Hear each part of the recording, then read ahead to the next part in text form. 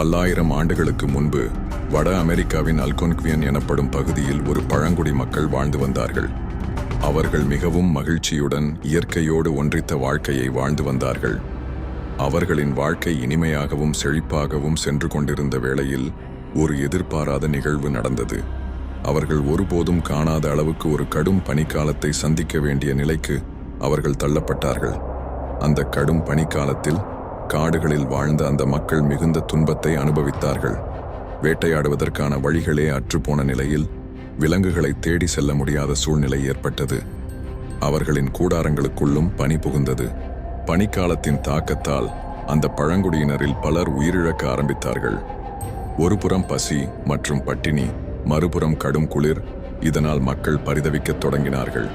இருந்தாலும் அவர்களின் தெய்வ நம்பிக்கைகள் அவர்களை விட்டு போகவில்லை. வட அமெரிக்க பழங்குடிகள் செரோக்கி, லகோட்டா, அல்கொன்க்வியன், ஹோப்பி, நவாஹோ, அபாச்சி போன்ற பழங்கால தெய்வங்களை வழிபட்டனர். இவர்களின் நம்பிக்கைப்படி இறப்பு என்பது ஒரு முடிவாக இல்லை, அதுவே ஒரு புதிய ஆரம்பம் என்ற நம்பிக்கையுடன் வாழ்ந்தனர். அவர்களின் மரபுப்படி இறந்தவர்களுக்கு முறையான மரியாதையும் இறுதிச் சடங்குகளும் வழங்கப்பட வேண்டும். இறந்தவர்கள் சரியான முறையில் அடக்கம் செய்யப்பட்ட பிறகு அவர்களை மரண ஆவிகள், டெத் ஸ்பிரிட்ஸ் அல்லது மரண வழிகாட்டிகள், சைக்கோபாம்ப்ஸ் என்ற தெய்வங்கள் மூலம் மறு உலகத்திற்கு அழைத்துச் செல்லப்படுவார்கள் என்ற நம்பிக்கை இப்பழங்குடிகளில் பரவலாக இருந்தது. ஆன்மீக துணிவும் இயற்கையின் மீது கொண்ட நம்பிக்கையின் காரணமாக கடும் பனிக்காலம் மற்றும் குளிரின் தாக்கம் இருந்த போதிலும் அந்த மக்கள் தங்கள் மரபுகளுக்கு இணங்க இறந்தவர்களுக்கு மரியாதையுடன் இறுதிச் சடங்குகளை செய்தனர். இந்த கடும் பனிக்காலத்தில் அந்த பழங்குடி இனத்தில் உள்ள ஒரு சிறிய குழுவின் தலைவன் தனது உறவினர்களும் பிள்ளைகளும் பசியில் வாடுவதை பார்க்க வேண்டிய சூழ்நிலைக்கு தள்ளப்பட்டான். தன்னால் ஏதாவது செய்ய முடியுமா என்று பலமுறை முயற்சி செய்தான். ஆனால் அவனது முயற்சிகள் அனைத்தும் தோல்வியில் முடிந்தது. ஒவ்வொரு நாளும் அவனது கண்முன்னே அவனது குடும்ப உறுப்பினர்கள் பசியால் உயிரிழக்க ஆரம்பித்தார்கள். அந்த துயரத்தின் மத்தியில் அவனது மனம் நொறுங்கியது. ஒரு நாள் கடும் பசியின் காரணமாக அவனது உயிர் மெதுவாக அவனது உடலை விட்டு வெளியேறும் உணர்வை உணர்ந்தான். நானும் இப்போது இறந்து விடுவோமோ என்ற கேள்வி அவன் உள்ளத்துக்குள் ஓடியது. அவன் மெதுவாக தன்னுடைய கூடாரத்திலிருந்து வெளியே வந்தான். அவன் கூடாரத்திற்கு அருகே ஒரு மிருகம் அமர்ந்திருப்பது போல் காட்சியை கண்டான். பசியின் காரணமாக நடக்க முடியாத நிலையில் இருந்த அவன் தவழ்ந்து அந்த இடத்துக்கு சென்றான். நெருங்கி சென்றதும் அது ஒரு மிருகம் அல்ல என்பது அவனுக்கு தெரிய வந்தது. அது அவன் குழுவைச் சேர்ந்த ஒருவர் பசியால் இறந்து கிடந்தார். பசி மயக்கத்தால் அவர் ஒரு மிருகமாக இவனுக்கு தென்பட்டிருக்கிறார். அந்த நபரின் பக்கத்தில் அமர்ந்து தலையை நிமிர்த்தி வானத்தை பார்த்தவனின் மனதுக்குள் ஒரு விசித்திரமான எண்ணம் தோன்றியது. பசி வெறித்தனமாக அவனை பிடித்தது. யாரும் எதிர்பாராத வகையில் தனது அருகில் இருந்த சிறிய கூர்மையான ஆயுதத்தை கொண்டு அந்த இறந்த நபரின் கழுத்தை வெட்டி அவரின் இறந்த உடலை உண்டான். அவனது பசியை தீர்த்தான், மீதி உடலை பதப்படுத்தி வைத்தான். அந்த மனிதனின் நினைவுகள், வாழ்க்கை, ஆல் ஆஃப் இட் உணர்வாக அவனுக்குள் வந்து கொண்டிருந்தது. இதை தொடர்ச்சியாக செய்யத் தொடங்கினான். யாருக்கும் தெரியாமல் குழுவில் இறந்தவர்களின் உடலை தன்னுடைய கூடாரத்திற்கு கொண்டு வந்து உணவாக உண்டான். ஆரம்பத்தில் அது அவனுக்கு பெரிதாக தெரியவில்லை. ஆனால் ஒரு நாள் அவன் உடலில் தாறுமாறான மாற்றங்கள் ஏற்பட ஆரம்பித்தன. அவனது சருமம் சாம்பல் நிறமாக மாறியது. இருதய துடிப்பு மந்தமாகியது. அதே சமயம் குழுவில் இருந்தவர்கள் காணாமல் போவதை மற்ற உறுப்பினர்கள் அவதானிக்க ஆரம்பித்தார்கள். அவர்களை தேட செய்தார்கள். ஆனால் எங்கும் அவர்கள் கிடைக்கவில்லை. எல்லோரும் அந்த பழங்குடியினத்தின் தலைவரை சந்தித்து இதை பற்றி தெரிவித்தார்கள். இதையெல்லாம் ஒரு ஓரமாக அந்த இறந்தவர்களின் உடலை உண்ட நபர் கவனித்துக் கொண்டிருந்தார். தலைவன், அவர்கள் பசியால் மிருகங்களை வேட்டையாடச் சென்றிருக்கலாம், ஆனால் குளிரின் தாக்கம் காரணமாக ஏதாவது ஆபத்து நேர்ந்திருக்கலாம் என்று கூறினார். அதை கேட்ட மற்ற பழங்குடியினர், அப்படியென்றால் அவர்கள் இறந்திருக்க கூடுமோ என்று கேள்வி எழுப்பினார்கள். அதற்கு தலைவன், வாய்ப்பு அதிகம் உள்ளது. குளிரின் தாக்கம் குறைந்ததும் அவர்கள் உடலை நாம் தேடி சரியான முறையில் சடங்குகள் செய்து அடக்கம் செய்ய வேண்டும் என்றார். மற்ற சிலர், எங்களைப் போல காட்டு விலங்குகளும் பசியில் வாடுகின்றன. அவைகள் இறந்தவர்களின் உடலை கண்டால் விட்டு வைக்குமா? அப்படி மிருகங்கள் அவர்களின் உடலை உண்டால் ஏதாவது ஆபத்து நேரிடுமா என்று கேட்டார். அதற்கு தலைவன், ஆம், சடங்கு செய்யாமல் இருந்தால் அவர்களின் ஆவி மறு உலக வாழ்வை அடையாது. அதனால்தான் நாம் உடனே அவர்களை தேட வேண்டும் என்று சொல்கிறேன். ஏனெனில் பசியில் வாடும் விலங்குகள் அவர்களின் உடலை உண்டால் அந்த விலங்குகள் ஒரு கொடூர அரக்கனாக மாற வாய்ப்பு அதிகம் உள்ளது என்று கூறினார்.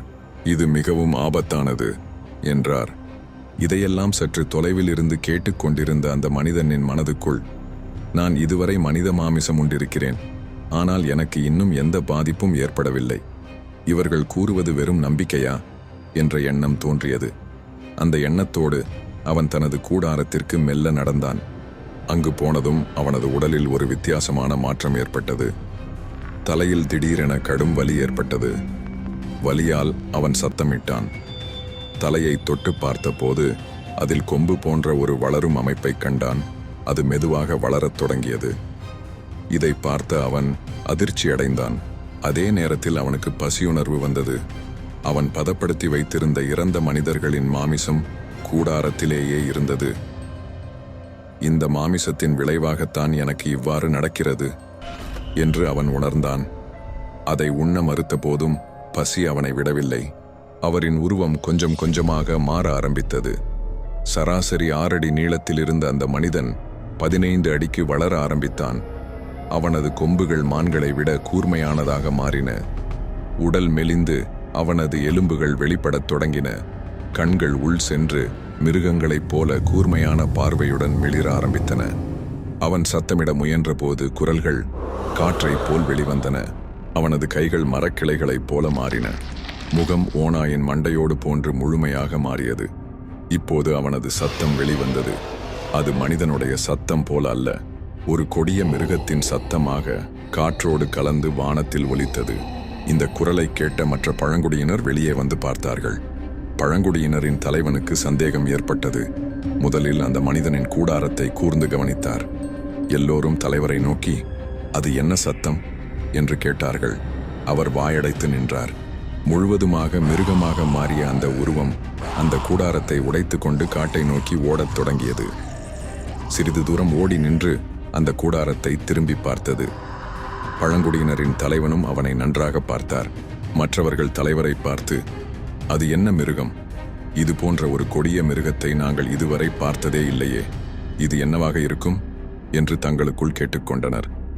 பின்னர் தலைவரை பார்த்து, பசியின் காரணமாக காட்டுக்குள் இருந்து வந்த கொடிய மிருகமா இது என்று கேட்டார்கள். அதற்கு தலைவன் வெண்டிகோ என்று கூறினார். குழப்பத்தில் மற்றவர்கள் வெண்டிகோவா என்று கேட்டனர். அதற்கு அவர் அவர்களை நோக்கி, இது ஒரு கொடிய மிருகம் அல்ல, பசி தீராத கொடிய அரக்கன் என்றார். வெண்டிகோவாக மாறிய அந்த அரக்கன் காட்டுக்குள் நுழைந்தான். அவனுக்கு பசி ஏற்பட்டது. மிருகங்களையும் கண்டான். ஆனால் மிருகங்களை அவன் உணவாக கருதவில்லை. உணவு தேடி வந்த மனிதர்களை உணவாக உட்கொண்டான்.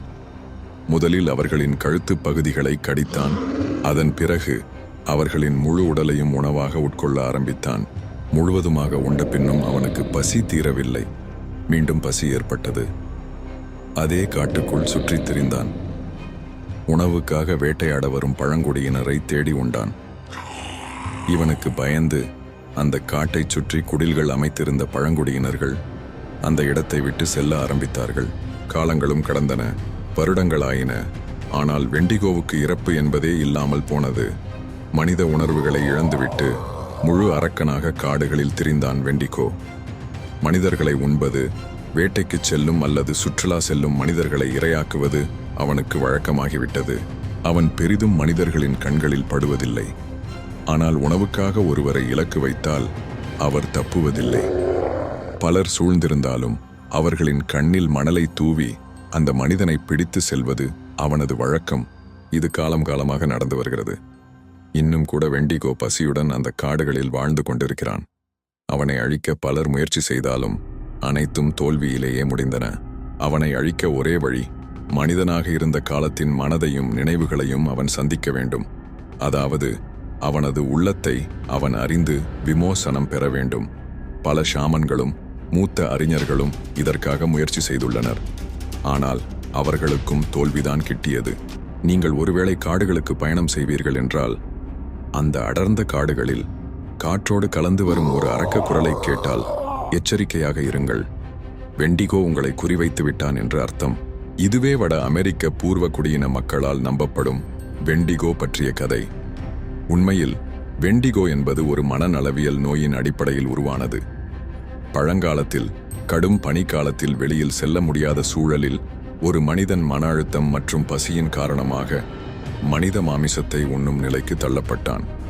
அதுவே வெண்டிகோ சைக்கோசிஸ் என்ற மனநோயாக கருதப்பட்டது. பழங்காலத்து வட அமெரிக்க மக்கள் ஒருவன் மனித மாமிசம் உண்டால் அவன் வெண்டிகோவாக மாறிவிடுவான் என்றும் பசியின் தாக்கத்தால் அவ்வாறு மாறிவிடக்கூடாது என்ற பயமும் விழிப்புணர்வும் இருந்தது. இறந்து போவதே மேல் எனும் எண்ணம் மனிதர்களிடம் இருந்தது. ஒரு கொடிய அரக்கனாக மாறுவதை விட பிற்காலத்தில் இந்த கதை தொன்மை சார்ந்ததாக மாறியது. ஆனால் யாருக்கும் தெரியாது, வெண்டிகோவாக மாறிய அந்த மனிதன் இப்போது எந்த காட்டில் வாழ்ந்து கொண்டிருக்கிறான் என்பது. அடர்ந்த காடுகளில் வாழும் மனிதன் ஒருவேளை மனித மாமிசத்தை உண்ணும் கேனிபலாக இருந்தால் எச்சரிக்கையாக இருங்கள். இந்த கதை உங்களுக்கு பிடித்திருந்தால் லைக் பண்ணுங்க. இதை போன்ற மற்றொரு கதையோடு விரைவில் சந்திக்கிறேன். நன்றி.